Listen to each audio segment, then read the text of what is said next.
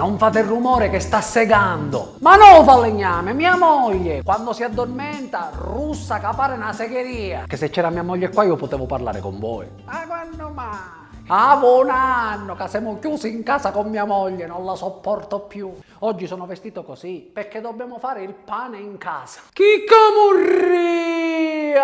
Una giornata sana di preparazione, 48 ore di lievitazione. Che poi dico io, scusami, ma se scende casuta no panificio, una 5 minuti non ti spicci? No, dobbiamo fare il pane in casa. Avevo un anno che impastamo qualsiasi cosa. Avevo un anno che mi sveglio alle 5 del mattino. Ormai la farina non la compro più al supermercato, ma portano direttamente con camion. L'altro giorno mi hanno citofonato. Era un panettiere che mi fa, te ne arrestare cornette, perché a me mi finire. Siamo in società praticamente ormai. Ma tu immagini. Oggi per esempio a me tocca badare al lievito madre. Il lievito madre è una disgrazia.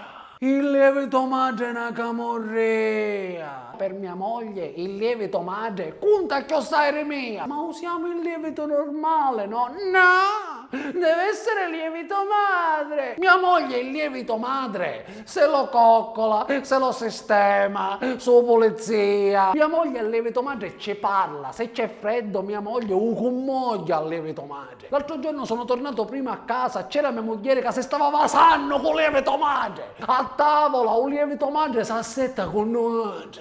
Ma tu immagini. Il lievito madre non è semplice.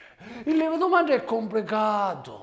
Il lievito madre non può soffrire. Il lievito madre se non lo curi va a male. Il lievito madre è capriccioso. Un lievito madre è camorroso. E io ci disse a mia moglie: amore, chi sto partito lievito madre e sta diventando un lievito suocera. Non lo sopporto più. Chi camorria?